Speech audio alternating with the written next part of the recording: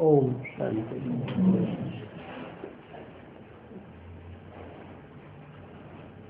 आज का रात्रि क्लास है 12 फरवरी 1968।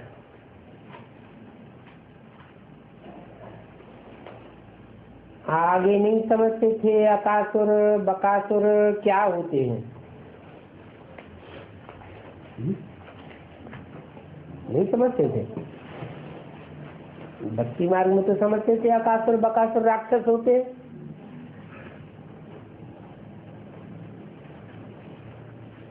बेसिक में भी समझते थे अकासुर बकासुर राक्षस होते हैं, लेकिन ये तो सामान्य पहचान हुई या विशेष पहचान हुई? फिर विशेष पहचान क्या है? शास्त्रों में जो भी नाम है वो उनके काम के आधार पर है। ये बात पहले पता नहीं थी और अब पता है। अकासुर का मतलब ही है अक की तरह दुर्गंध छोड़ने वाले जो फूल हैं तो फूल छोटे फूल हैं, लेकिन दुर्गंध बहुत छोड़ने वाले हैं। माना ग्लानि की दुर्गंध उनके मुख से बहुत निकलती है। झरमुई झगमुई की बातें बहुत निकलती रहती हैं। ऐसों के मुखिया हैं, उनका नाम अकासुर और बकासुर फालतू ही बकबक करते रहते हैं। उस बकबक का कोई अर्थ ही नहीं। ज्ञान बहुत बघारेंगे, देखने में लगते हैं हंस, बकमाना बगुला। जैसे बगुला होता है उसका आकार प्रकार हंस जैसा होता है, पानी में एक टांग से खड़ा रहता है। देखने में आवेगा बड़ा तपस्वी है, फिर जैसे ही मछली आवेगी और बर्फ से खा जाएगा। तो नाम दिया उनके असुरों का, मुखिया का नाम दिया बकासुर। अभी तो हम समझते हैं ना कि ये देखने में तो जेंटलमैन दिखाई पड़ते हैं,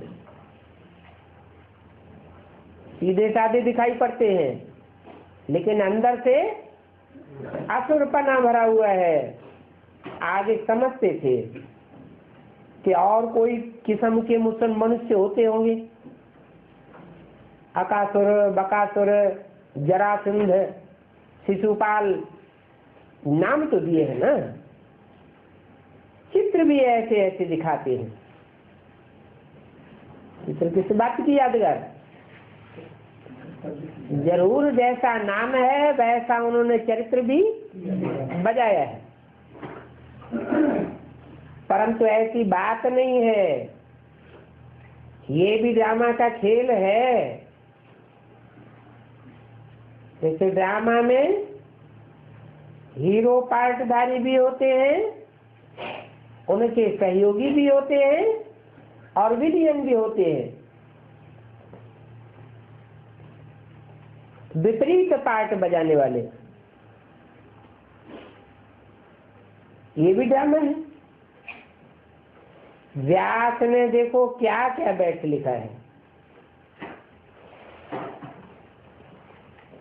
व्यास ने कौन से टाइम पर लिखा है? द्वापर में भी, मध्य में, अंत में या आदि में? द्वापर के आदि में बैठ लिखा है। द्वापर के आदि में भक्ति की आदि है। उस समय भक्ति सतो प्रधान स्टेज में होती है या तमो प्रधान स्टेज में होती है? सतो प्रधान स्टेज में। भक्ति में भी बहुत सात्विकता होती है। तो उस समय जो शास्त्रों में लिखा गया वो भी बहुत कुछ सच्चा था। उस समय का लिखा हुआ भागवत, महाभारत या वाल्मीकि रामायण, उसको इस समय संगम युग से टैली किया जा सकता है, परंतु अर्थ न समझने के कारण अनर्थ हो जाता है। कोई ने कहा बनारस से विद्वत मंडली के विद्वान आचार्य म्यूजियम का उद्घाटन करने के लिए आए थे। वो सारा उनका भाषण आज टेप में सुन रहे हैं।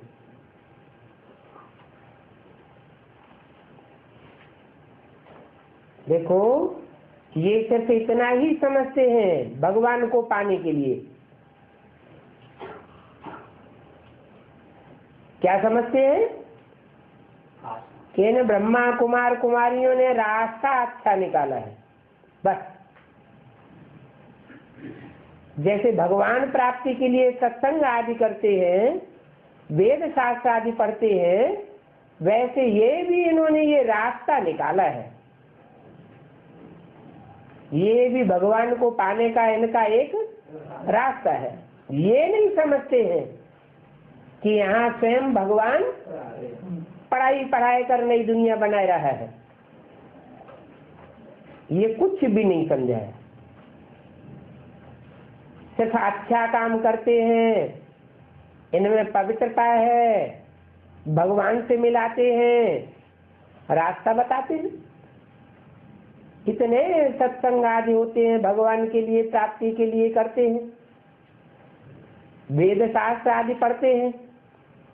बाकी तुम बच्चों को पढ़ाते हैं, ये तो उनकी बुद्धि में जरा भी नहीं बैठा है कि इनको पढ़ाने वाला स्वयं भगवान है। समझते हैं इन देवियों ने अच्छा रास्ता निकाला है, ये बहुत कोई अच्छी भक्तिन है। जिनसे उद्घाटन कराया जाता है वो अपन को बहुत ऊंच समझते हैं।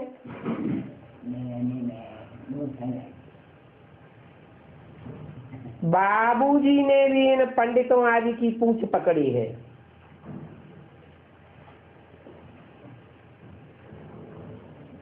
कौन से बाबू की बात हो रही है? बनारस के गुप्ता जी उस समय इंचार्ज थे। बाकी उनकी बुद्धि में कुछ बैठा थोड़ी है,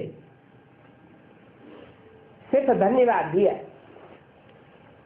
जैसे औरों को बुलाते हैं, भाषण करते हैं, परंतु ये तो कोई नई बात नहीं है। भाषण करते रहते हैं, बुलाया जाता है। सेठ को ये तो पता नहीं है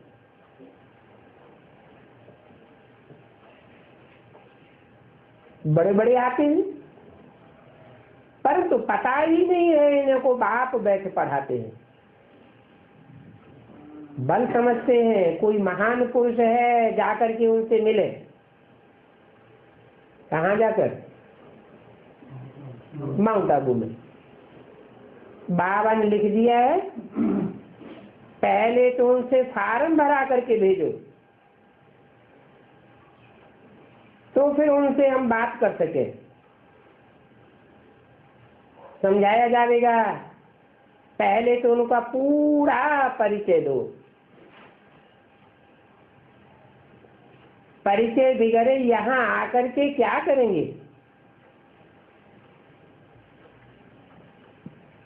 बाप को तो जानते ही नहीं है, तो उनको जमा कहाँ करेंगे? भक्ति ही तो है। आगे चल करके कुछ समझे तो प्रजा में आ सकते हैं।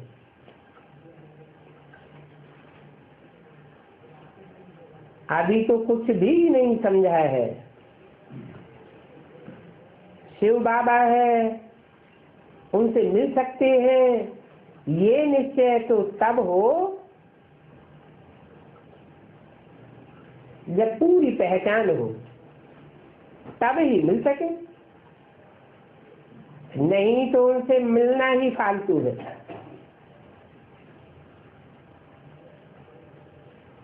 क्या कहा? बाबा से किसको मिलाना है? जिसकी बुद्धि में बाप का पूरा परिचय बैठा हुआ हो। और कौन से बाप का परिचय? जो आंखों से दिखाई देता है उस बाप का परिचय, या जो इन आंखों से दिखाई नहीं देता है,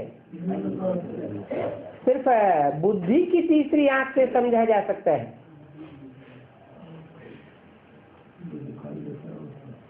पहचान है नहीं तो करेंगे क्या? जब उनको देने का ही नहीं है तो हम उनका लेने क्यों? गरीब 1 रुपया देते हैं, साहूकार 100 रुपया देते हैं, दोनों का बराबर हो जाता है। वो साहूकार लोग कभी आज की यात्रा में यथार्थ रह नहीं सकेंगे। क्यों नहीं रह सकेंगे? क्योंकि धंधा धोरी में, माल मिल्कियत में उनकी बुद्धि अति पड़ी है। ऐसी अवस्था वालों से बाबा क्या मिलेंगे? जो पहचान लेते हैं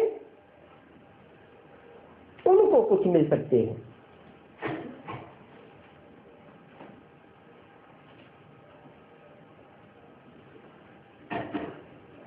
आत्माभिमानी बनाना है, यहां तो बात ही अलग है।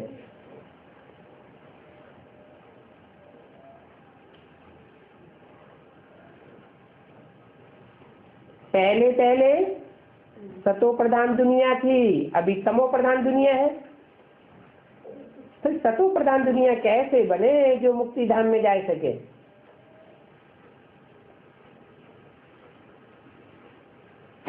पहले सतो प्रधान दुनिया बनेगी तब मुक्ति धाम में जाएंगे।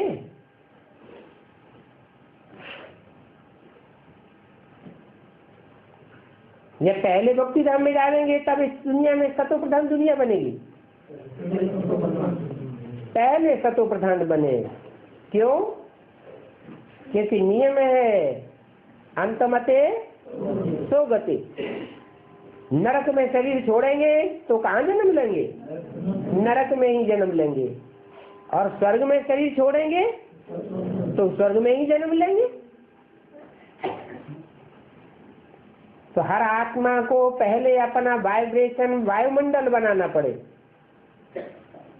ऐसा वायुमंडल हो जो ये अनुभूति हो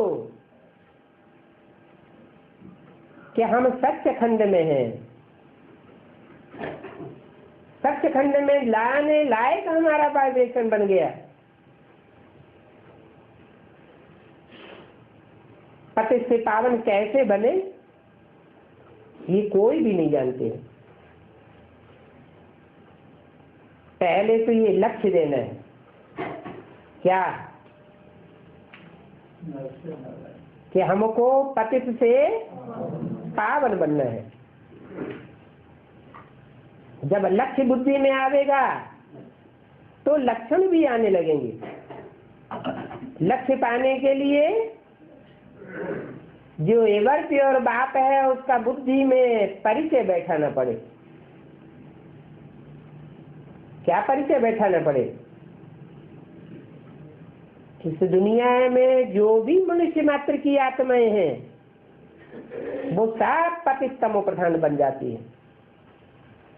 सब नीचे गिरने वाली है, सब भोगी है। एक ही आत्मा है जो सदैव भोगता है, कभी भी पतित बनती नहीं है। इस श्लोकों में गायन है अच्युतम केशवम। वो ऊंची स्टेज से कभी नीचे च्युत नहीं होता, नीचे गिरता नहीं। सदैव ऊंची स्टेज वाला है, सदैव एवर प्योर है।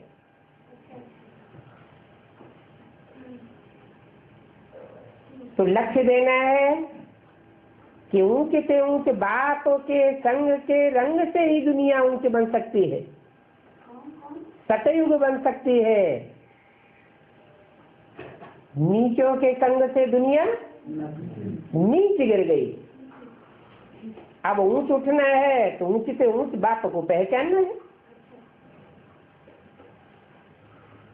पतित से पावन बनने में प्रेरणा की बात नहीं है। क्या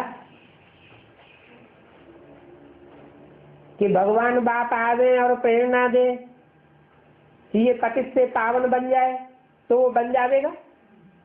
फिर कौन सी बात है?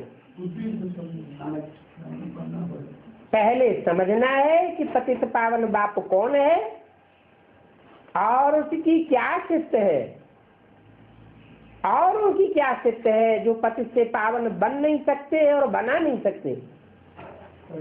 और वो एक ही बाप है जो सदा पावन है और इस सृष्टि पर आता है तो सबको पावन बना कर जाता है। गाया भी जाता है सबका सदगति दाता राम, परंतु वो तो फिर उस राम को समझ लेते हैं जो जन्मन के चक्र में आने वाला है। शास्त्रों में भी लिखा हुआ है,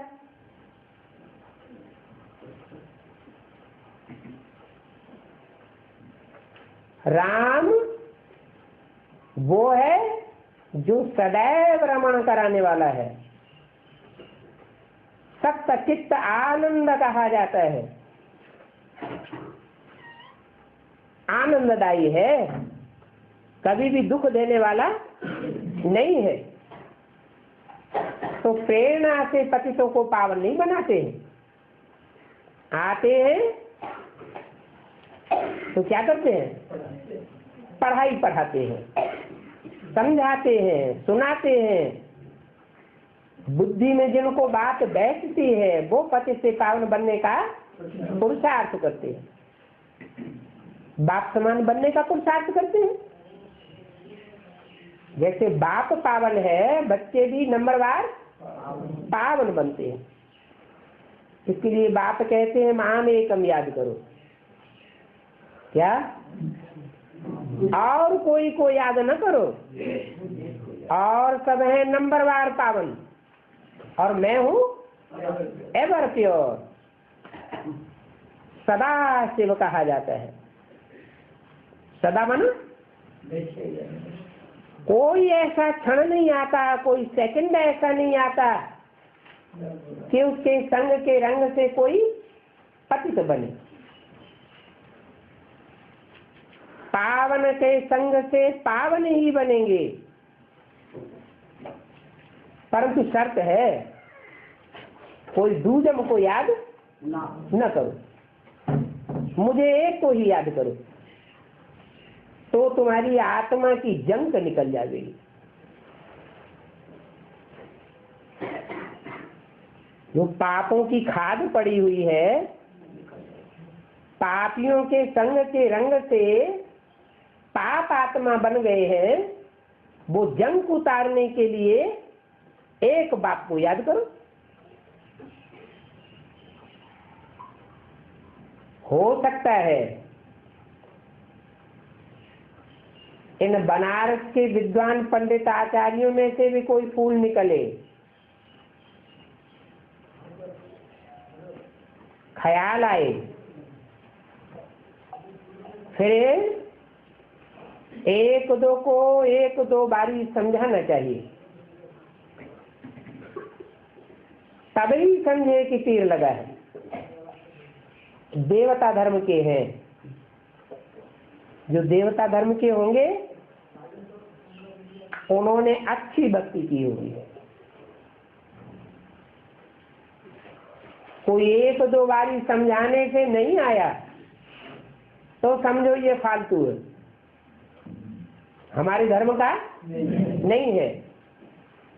अभी अगर खींच कर आ भी जाएगा तो आगे चलकर धोखा दे जाएगा। इनको मंगाने से तो और ही अच्छा है, अनपढ़े को मंगाते तो बहुत अच्छा होता है। बल कोई को अच्छा लगता है, अच्छा लगता है, परंतु लक्ष्य को पकड़ नहीं सकते। क्या लक्ष्य क्या है? मनुष्य जीवन का लक्ष्य है नर से नारायण बनना। नाम क्या दिया? नारायण। ऐन माने घर है, नार माने जल है। क्या लक्ष्य लिया? नारायण बनने वाले ने क्या लक्ष्य लिया होगा? पहले तो ये लक्ष्य लिया होगा कि उसकी आत्मा सदैव क्षीर सागर में बनी रहे, ज्ञान के सागर में सराबोर रहे। कोई क्षण ऐसा न जाए, चाहे जागृत हो चाहे स्वप्न हो, सदैव मन बुद्धि के अंदर ज्ञान जल ही भरा रहे, टपकता रहे।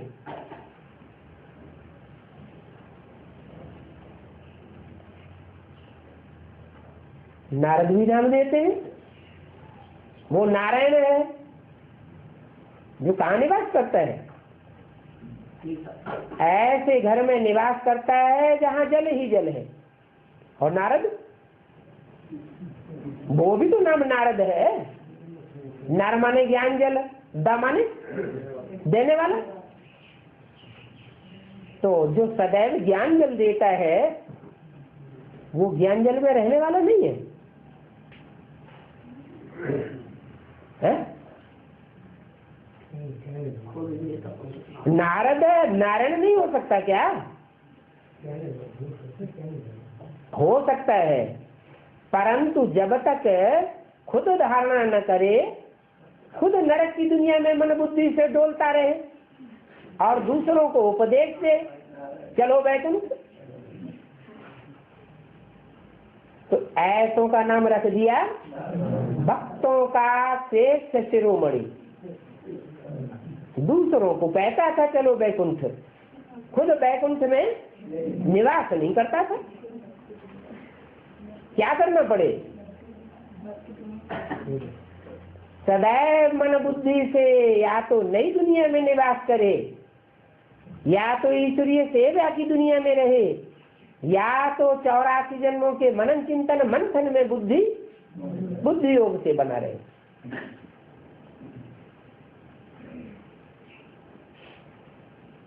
बाबा ने लिखा था, विद्युत मंडली वालों को पकड़ने की कोशिश करो।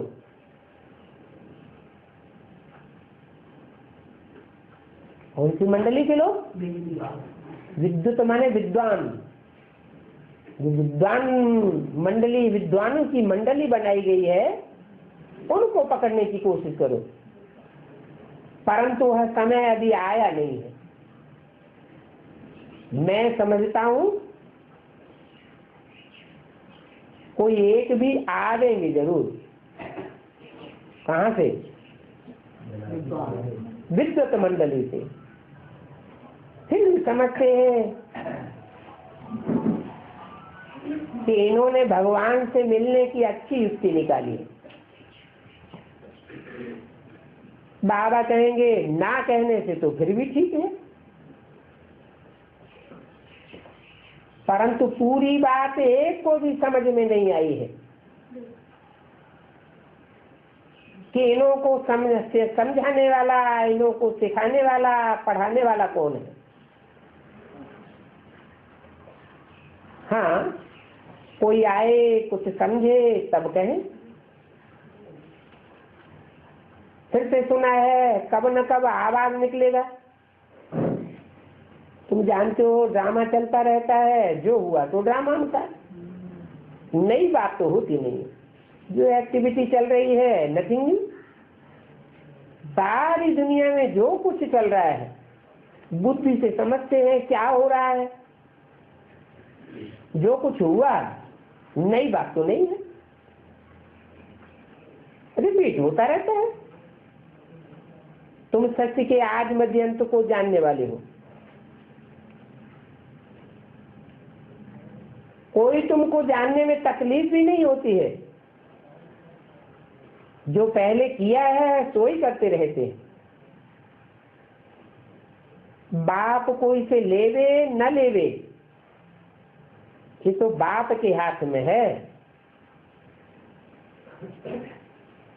सेंटर आदि खुलते हैं, पैसे काम में आते हैं, जब प्रभाव निकल जाएगा फिर पैसों आदि का क्या करेंगे? अभी पैसे लेते हैं, किस लिए लेते हैं? हाँ? सेवा के लिए। सेंटर आदि खुलते रहे, प्रभाव बढ़ता रहे, परिचय लोगों को बढ़ता रहे। मूल बात है ही पति से पावन बनना है, परंतु वह तो बड़ा मुश्किल है। इतना जल्दी कैसे कर सकेंगे? क्यों मुश्किल क्यों है पति से पावन बनना? क्योंकि पावन देवताएं थे। पावन से पतित बनने में कितना टाइम लगा? आधा कल्प लग गया। 63 जन्म लगे हैं। तो ज्ञान में आने मात्र से कोई एकदम पति से पावन बन जाएगा क्या? बहुत बहुत पुरुषार्थ चाहिए। रात दिन इसमें लग जाए कि हमको तो बाप को ही याद करना है। ऐसा भी कोई का पार्ट देखना है ड्रामा में क्या? रात दिन एक की याद करने में लगा दे। समझे? पहले तो हम बाप से वर्षा तो ले लेंगे। कौन सा वर्षा है? मुक्ति और जीवन मुक्ति का। मुक्ति माना क्या? हाँ, जो देह अभिमानी में बंधे हुए हैं, देह के बंधन, देह के संबंध, देह के पदार्थों में बुद्धि बंधी हुई है, उससे बुद्धि निकल जाए तो कहेंगे मुक्त। फिर इतना ही पूर्ण बात नहीं है। उसके बाद जैसे किसी को बुखार आता है, सारा शरीर टूट रहा है, दर्द से बेचैन है, तो बुखार उतर जाए तो कहेंगे बुखार से क्या हो गई? मुक्ति हो गई। तो जब बुखार उतर जाता है तब क्या इच्छा होती है? कुछ खाने को मिले।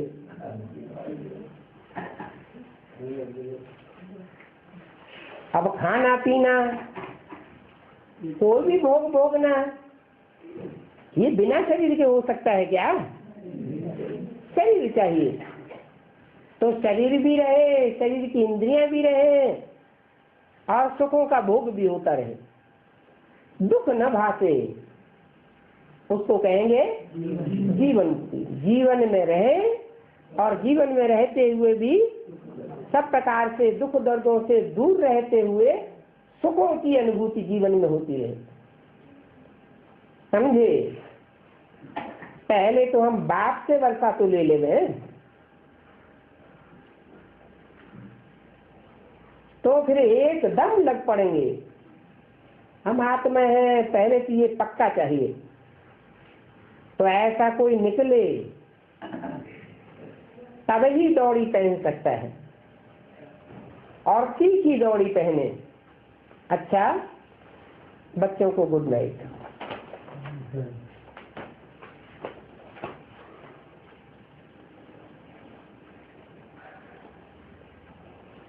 अगला प्रातः क्लास है 13 फरवरी सन 1968। बाप बैठ बच्चों को समझाते हैं।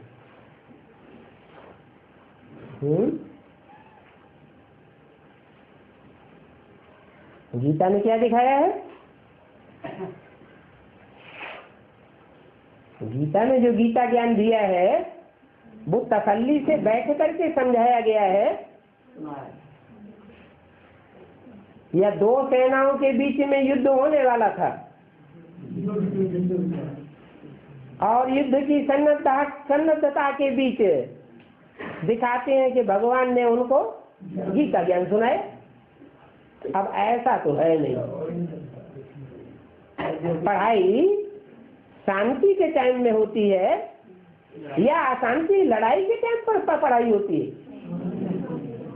शांति के टाइम पर पढ़ाई होती है। ऐसा नहीं है कि दो सेनाएं कौरव यादव आपस में लड़ने वाले थे, तीर तलवार खींचे हुए थे और उसमें भगवान ने आकर के पढ़ाई दी। नहीं, बाप तो तसल्ली से आकर के पहले पढ़ाई पढ़ाते हैं, समझाते हैं। क्या समझाते हैं? कि हिंसक युद्ध नहीं करना है। क्या? तुम्हारा तो रूहानी युद्ध है, हिंसक युद्ध करना ये मनुष्य गुरुओं ने सिखाया है। तो महात्माओं ने जो युद्ध दिखाया है, महाभारत युद्ध कहो, रामायण युद्ध कहो, देवासुर संग्राम कहो, उसमें हिंसक दिखाया है या अहिंसकपना दिखाया है? हिंसक दिखाई दिया। तो ये देहभान सिखाया या आत्माभिमानी बनना सिखाया? तो देहभान सिखाई दिया।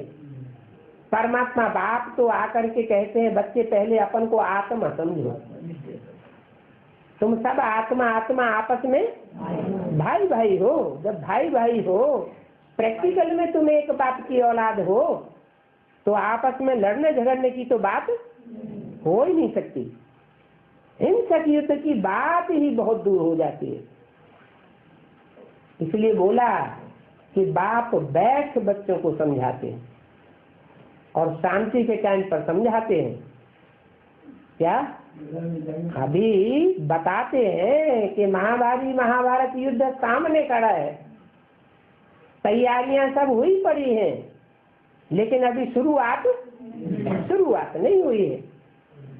मीठे मीठे बच्चे जानते हैं, हंस और बगुले भी कह जाते हैं। क्या? कोई हंस है, कोई बगुले हैं। ये लक्ष्मी नारायण तो हंस है ना। हंसों का क्या स्वभाव होता है? कंकड़ चुनते हैं, पत्थर चुनते हैं या मोती चुनते हैं। जो लक्ष्मी नारायण जैसे बनने वाले होंगे, लक्ष्मी नारायण तो राजा थे ना, महाराजा थे। यथा राजा तथा उनकी प्रजा। तो जो भी लक्ष्मी नारायण बनने वाले होंगे अथवा जो भी उनकी प्रजा होगी, वो कैसे स्वभाव वाली होगी? है? हंस के स्वभाव वाली होगी, नीर क्षीर विवेकी होगी। पानी पानी को छोड़ना और दूध दूध को ग्रहण करना। कंकड़ पत्थरों को छोड़ते जाना और मोतियों को, ज्ञान के मोतियों को चूते जाना। तो हम जानते हैं, मीठे मीठे बच्चे भी जानते हैं। क्या जानते हैं? कि बाप पढ़ाई तो पढ़ाए रहे हैं, लेकिन पढ़ने वालों में कोई हंस है और कोई बगुले हैं। जो हंस स्वभाव के होंगे वो कंकड़ पत्थरों की बातों को छोड़ते जाएंगे। बातें तो बहुत होती है, लेकिन काम की बात पकड़ना चाहिए या झरमुई झरमुई की बातों को पकड़ना चाहिए? काम की बातों को पकड़ना चाहिए। तो हंस और बगुले दोनों कहलाने वाले हैं, परंतु इन लक्ष्मी नारायण जैसा बनना है ना। लक्ष्य क्या लिया है कि हमको तो लक्ष्मी नारायण जैसा बनना है। लक्ष्मी नारायण हंस स्वभाव के हैं, तो हमको भी कैसा स्वभाव संस्कार धारण करना है? हंस की वृत्ति धारण करना है। तुम कहेंगे हम दैवी संप्रदाय बन रहे हैं, बाप कहेंगे तुम दैवी संप्रदाय बन रहे हो और मैं तुमको बगुले संप्रदाय से हंस संप्रदाय बनाता हूं। अभी पूरे बने नहीं हो। क्या? पूरा हंस स्वभाव का बनना है। अभी इम्तिहान में देरी है। हंस मोती चूते हैं, बगुले गंध खाते हैं। अभी हम तो हंस बन रहे हैं, बने तो नहीं है। इसलिए देवताओं को फूल कहा जाता है और असुरों को कांटा कहा जाता है। क्यों? फूल माने सुखदाई, दिव्य गुणों की सुगंध देने वाले फूल होते हैं, और कांटे दुख देने वाले होते हैं, घाव पैदा करने वाले होते हैं। तुम हंस थे, फिर संग के रंग से नीचे उतरते उतरते बगुले बन पड़े। हंस बनने में भी माया के बहुत विघ्न पड़ते हैं, कुछ न कुछ गिरावट आ ही जाती है। मुख्य गिरावट आती है देह अभिमान की। इस संगम युग पर ही अब चेंज होना है। पहले पहले क्या चेंज करते हैं? देह अभिमानी से आत्मा अभिमानी बनाते हैं। इसके लिए क्या तरीका बताते हैं कि तुम अपन को ज्योति बिंदु आत्मा समझो, देह 5 तत्वों का पुतला न समझो। जब तुम हंस बन जाते हो तो हंस ही हंस हो। फिर आधा कल्प के बाद बगुले बन जाते हैं। जब बगुले बनते हैं तो उस दुनिया में बगुले ही बगुले होते हैं, कोई भी हंस नहीं होता। रचना ही बगुलों की होती है, और जो रचयिता होते हैं वो भी सब बगुले होते हैं। कौन होते हैं रचयिता वहां? है वो ही धर्म पिताएं। जो भी धर्म पिताएं आते हैं, जो भी धर्मों की स्थापना करते हैं, वो सब अधूरे हैं। कोई पूरा पावन बनने वाला नहीं है। तो रचना ही बगुलों की हो जाती है। विकार से पैदा होते हैं ना। क्या कार माने? कार माने बेकार नहीं, कार माने कार्य, और फिर होता है विकार, विपरीत कार्य। एक होता है ऐसा कार्य जो भगवान ने बताया है कि ऐसा काम करो, और एक ऐसा होता है काम कि भगवान ने भले बताया है लेकिन हम करेंगे विपरीत काम, तो वो हो गया बेकार काम। तो कहते हैं विकार से पैदा होते हैं ना हंस, अर्थात देवी देवताएं। वो तो नई दुनिया में होते हैं, पुरानी दुनिया में एक भी हंस हो नहीं सकता। बल सन्यासी हैं। पुरानी दुनिया में घर घाट को छोड़ जाते हैं, परंतु वो भी तो हद के सन्यासी है ना। हद का सन्यासी तो करते हैं, बुद्धि से तो सन्यास कर नहीं पाते। अब तुम तो हो बेहद के सन्यासी। बेहद के सन्यासी माना रहते तो हैं घर गृहस्थ में, रहते तो हैं कीचड़ की दुनिया में, लेकिन कीचड़ की दुनिया में भी ऐसे रहते हैं जैसे देवताओं का मिसाल दिया जाता है। हस्त कमल, नेत्र कमल, मुख कमल, मिसाल देते हैं ना। कमल का मिसाल क्यों देते हैं? कि उनकी इंद्रियां कीचड़ में रहती जरूर हैं, लेकिन बुद्धि उससे उपराम रहती है। परंतु इस काम के लिए पहले अगुआ किसको बनाते हैं? पुरुषों को अगुआ बनाते हैं या माताओं को अगुआ बनाते हैं? माताओं को आगे रखा जाता है। माता गुरु बिगर किसी का उद्धार हो न सके। ये काम पहले पहले माताएं कर सकती है। क्या काम? कि भले कीचड़ की दुनिया में रहना पड़े। माताओं के ऊपर जोर जबरदस्ती तो बहुत करते हैं, कीचड़ की दुनिया में ही रहना पड़ता है, फिर क्या करें? नहीं, भले कीचड़ की दुनिया में रहना पड़े, फिर भी मन बुद्धि से उपराम हो जावे, जैसे कि मुर्दा बने पड़े। मुर्दे से कोई कब तक प्यार करेगा? 2 बार, 10 बार, 15 बार, 20 बार, 50 बार, आखिर बुद्धि का योग टूट जाएगा। तो वो है हद के सन्यासी और तुम हो बेहद के सन्यासी। बाबा ने 2 प्रकार का सन्यास समझाया है। हद के सन्यासी जो हद की दुनिया का त्याग करते हैं परंतु मन बुद्धि से त्याग नहीं कर पाते, और तुम हो बेहद के सन्यासी।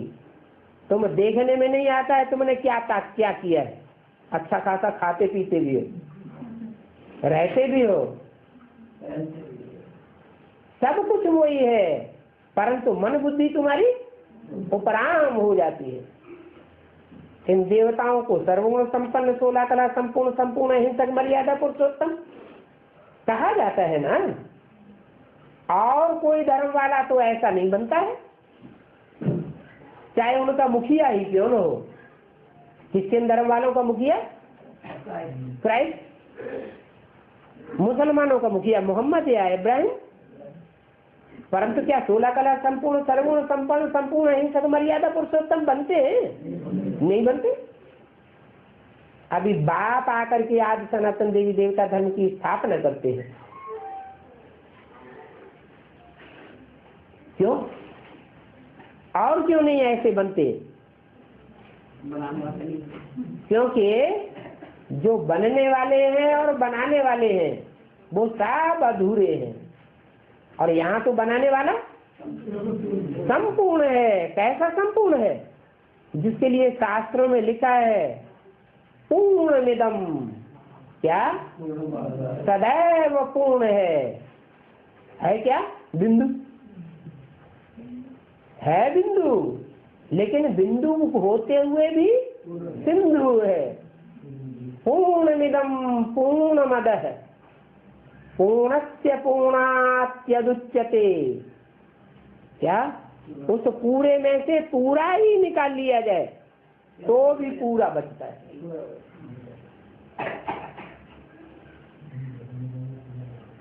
पूरे में से पूरा निकाल लिया जाए तो भी पूरा बचता है। माना वो ज्ञान का सागर है, स्वयं ज्ञान का सागर है, और जो भी उसके अंदर ज्ञान है वो आकर हम बच्चों को दे देता है। फिर क्या शून्य रह जाता है? फिर भी वो पूर्ण का पूर्ण ही रहता है। और जिसको दे देता है उसकी भी एक शिष्य है कि वो जितना दूसरों को देगा उतना अपना भरपूर होता जाएगा। तुम ही नई दुनिया में पहले पहले सुख में आते हो, और कोई नई दुनिया में थोड़े ही आते हैं। क्यों? हम ही क्यों पहले पहले आते हैं?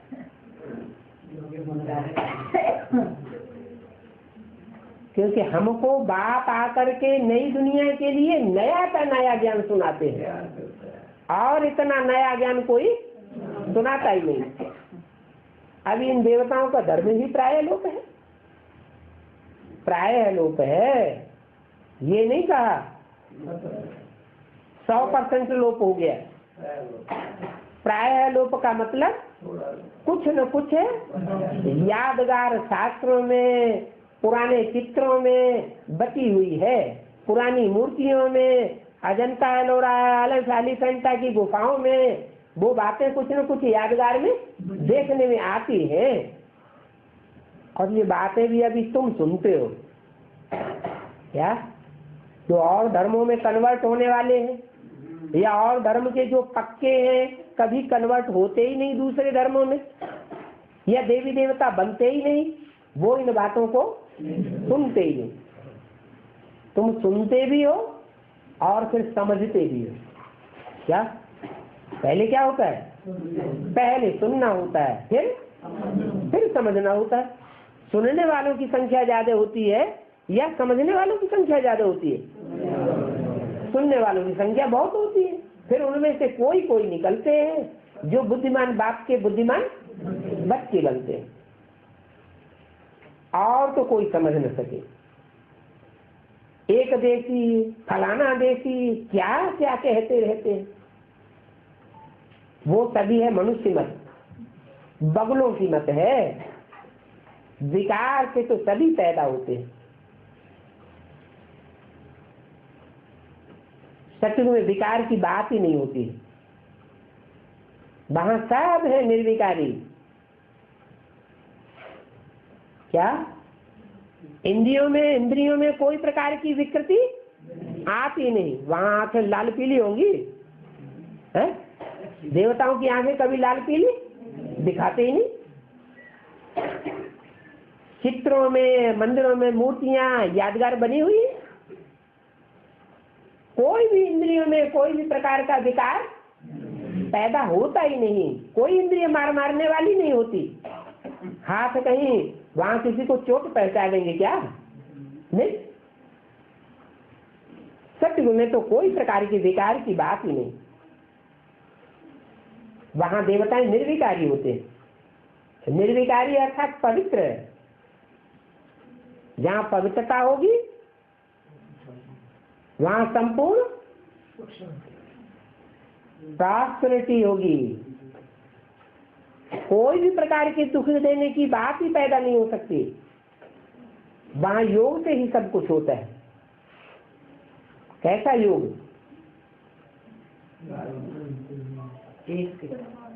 बुद्धि तिरकने वाली होगी, कभी यहाँ कभी वहां कभी वहां टिकने वाली होगी। बंदर की तरह चंचल होगी या एकाग्र होगी? वहां बुद्धि एकाग्र होती है।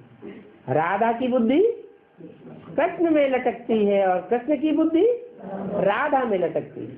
वहां कोई भी प्रकार का विचार होता ही नहीं। यहाँ के बगलों को क्या पता कि वहां बच्चे आदि कैसे पैदा होते। यहाँ के बगुले तो गंद खाने वाले हैं, तो उनको तो अव्यभिचारी दुनिया का पता ही नहीं है। उनका नाम ही है वाइसलेस वर्ल्ड। वहां विकार होते ही नहीं। कहेंगे जानवर आदि वहां कैसे पैदा होते हैं? प्रश्न करते हैं कि वहां विकार नहीं होते तो जानवरों की पैदाइश कैसे होती है? मनुष्य तो चलो मनन चिंतनशील प्राणी है। सोच विचार करके बुद्धि में बैठ जाता है कि ये विकृति है, ये सुकृति है, ये विकार है, बेकार की बात है, बेकार का काम है, दुख देने वाला काम है और ये सुख देने का काम है। मनुष्य तो सोच समझता है और सुधार सकता है। जानवर कैसे सुधरेंगे? वहां जानवरों की पैदाइश कैसे होगी? बोलो। वहां तो है ही योग बल। जब मनुष्यों की बुद्धि एकाग्र हो जाती है, योग युक्त हो जाती है, तो वाइब्रेशन मनुष्य ज्यादा बना देगा या जानवर बना देगा? मनुष्य वायुमंडल को, वातावरण को कंट्रोल करने वाला है मन की शक्ति से। जब मनुष्य कंट्रोल कर लेता है तो जो दुर्बुद्धि जानवर हैं, जिनमें बुद्धिहीनता है, वो तो स्वतः ही कंट्रोल्ड हो जाते हैं। विकार की वहां बात ही नहीं। 100% वाइसलेस दुनिया है। हम तो आपको शुभ बात बताते हैं,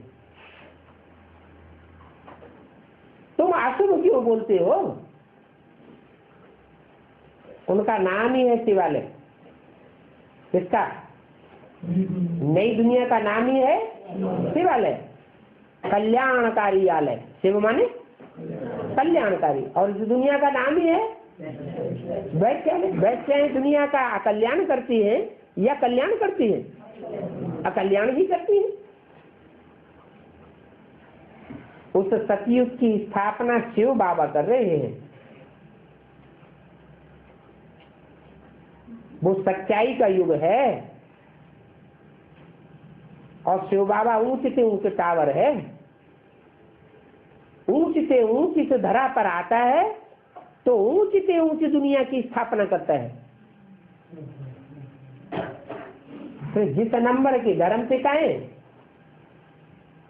जितनी नीची स्टेज में आने वाले होते हैं वो उतने ही नीचे धर्म की स्थापना करते हैं। जो जितना ऊंचा होगा वो गोल्ड होगा या रोल्ड गोल्ड होगा? गोल्ड होगा। ओल्ड इज गोल्ड कहा जाता है। तो सबसे ऊंचे से ऊंचा, पुराने से पुराना धर्म ही है आदि सनातन देवी देवता धर्म, और उसका स्थापन करने वाला है ऊंचे से ऊंची बात। शिवालय भी ऐसा लंबा लंबा बनाते हैं, तो जो टावर है शिवालय का कितना ऊंचा ले जाते हैं, तुमको सुख के टावर में ले जाते हैं ना। इसलिए बाबा में बहुत लब रहता है। भक्ति मार्ग में भी तो शिव बाबा के साथ लब रहता है ना। शिव के मंदिर में बहुत ही प्यार से जाते हैं, परंतु यह बात पत्थर बुद्धि को समझते थोड़े ही है। अपन को पत्थर बुद्धि थोड़े समझते हैं। तो अब तुम बच्चे सर्वगुण संपन्न 16 कला संपूर्ण बन रहे हो, अभी बने नहीं हो। तुम्हारा इंसान तब होगा, तब अंत कब होगा? नहीं, विनाश तो बाद में होगा। तुम्हारा इंसान तब होगा जब तुम्हारी पूरी राजधानी स्थापन हो जाएगी। क्या? पूरी राजधानी स्थापन हो जाएगी। राजधानी में तो ऊंचे से ऊंचे मर्तबे वाले होते हैं और नीचे से नीचे मर्तबे वाले भी होते हैं। फिर और साथ खत्म हो जाएंगे।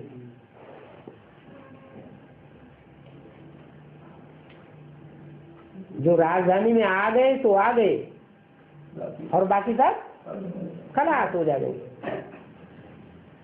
फिर नंबर बार थोड़े थोड़े आते जाएंगे।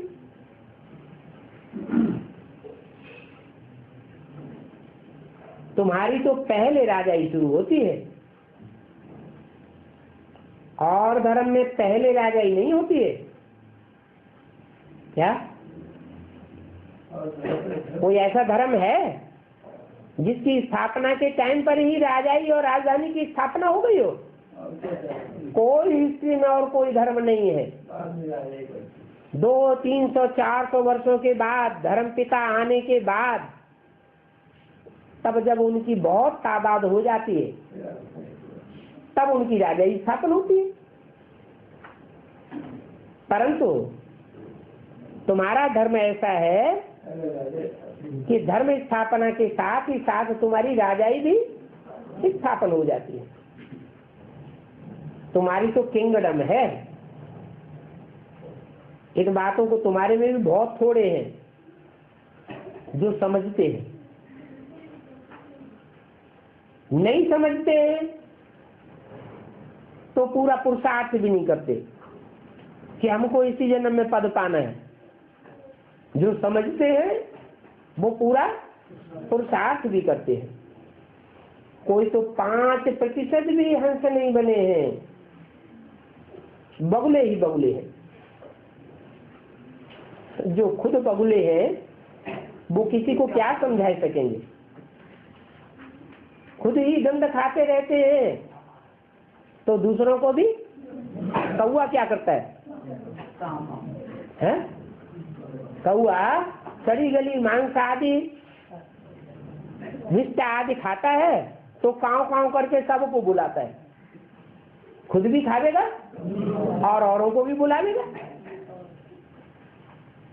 तुम तो गंध खाने वाले नहीं हो, तुम तो रतन चुंगने वाले हंस हो, तो दूसरों को क्या सिखा देंगे? हंस तो हंस ही बनता है और हंस बनना ही सिखाता है, हंस ही पैदा करता है। बनारस में सर्विस पर गए, उनको समझाने का नशा है ना, परंतु ये लोग इतने में समझ नहीं सकेंगे। गायन भी है, कोटों में कोई और कोई में से भी कोई। हंस कोई बिरले बिरले होते हैं न बनते हैं तो फिर सजाएं खाते हैं। कोई 95% भी तक बन जाते हैं, सिर्फ 5% चेंज होते हैं। हाईएस्ट और लोएस्ट नंबर बार तो होते हैं ना। अभी कोई अपन को हंस कह न सके, पुरुषार्थ कर रहे हैं। जब ज्ञान पूरा हो जाएगा फिर तो बाबा भी चले जाएंगे। क्या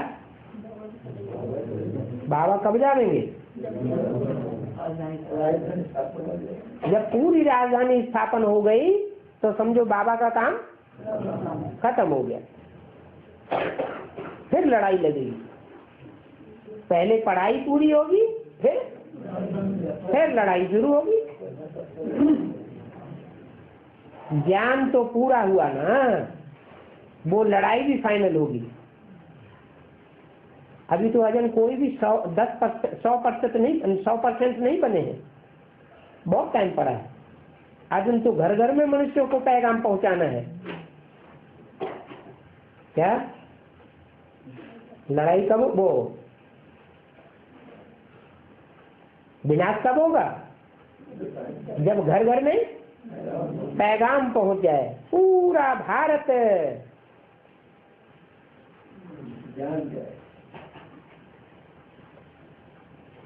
क्रांति का क्षेत्र हो जाएगा। पूरे भारत में रेवोल्यूशन हो जाएगा। जिनों के बड़े बड़े अड्डे बने हुए हैं, क्या कहा, वो सब हिलने लग पड़ेंगे। क्या कौन सी दुनिया की बात? ब्राह्मणों की दुनिया की में ही, जो आसुरी संप्रदाय में कन्वर्ट होने वाले हैं। हिंदू ही तो दूसरे धर्म में कन्वर्ट हुए हैं। जो कन्वर्ट हुए हैं वो ही आकर के फिर अभी नंबरवार संगम युग में ब्राह्मण बने। तो उनमें जो ऊंचे से ऊंचे ब्राह्मण हैं वो ऊंचे से ऊंचे बाप से पूरी पढ़ाई पढ़ते हैं। बाकी जो पढ़ाई नहीं पढ़ते हैं वो फिर वो कन्वर्ट हो जाते हैं। तो बताया कि जिनों के बड़े बड़े अड्डे बने हुए हैं उनके सब अड्डे हिलने लग पड़ेंगे। अभी सब नहीं हिल रहे हैं, अभी कोई कोई अड्डे हैं जो हिल रहे हैं।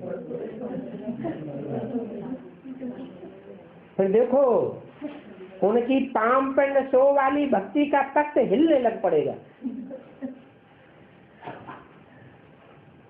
अभी तो दुनिया में भक्तों का राज्य है ना,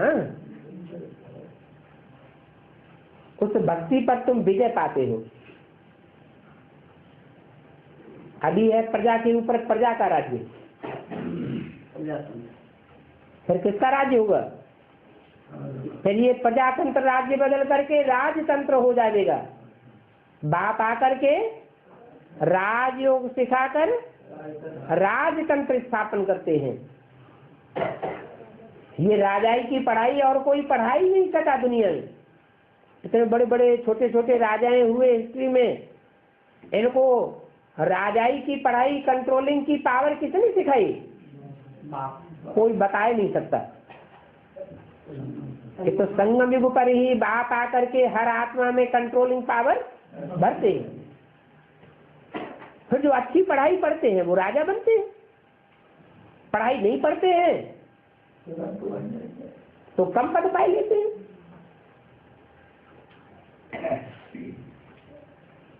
तो ये प्रजा के ऊपर प्रजा का राज्य बदली होना है। इन लक्ष्मी नारायण का राज्य होगा। तुम साक्षात्कार करते रहेंगे। लक्ष्मी नारायण का साक्षात्कार बुद्धियोग से करते रहेंगे या बंदांगों से करेंगे? है? लक्ष्मी नारायण सामने होंगे या बंदांगों में होंगे? तुम तो बुद्धियोग से साक्षात्कार करने वाले हो। शुरू में तुमको बहुत साक्षात्कार हुए थे, परंतु वो फाउंडेशन भक्ति का था या ज्ञान का फाउंडेशन था? उस समय था भक्ति का फाउंडेशन, और अब है बुद्धि से समझने का, ज्ञान का फाउंडेशन। कि लक्ष्मी नारायण और उनकी नंबरवार प्रजा माला में नंबरवार पद किन का है? कैसे राजधानी स्थापन होती है और कैसे चलती है, साक्षात्कार करने वाले हैं नहीं अभी। ये ड्रामा में जिसका जो पार्ट है वो चलता है, ऐसे नहीं कि साक्षात्कार कराने के लिए कोई बाप की मेहरबानी है, नहीं। बाप तो ड्रामा में बांधा हुआ है, किस बात के लिए? अपना पार्ट बजाने के लिए। ओम शांति।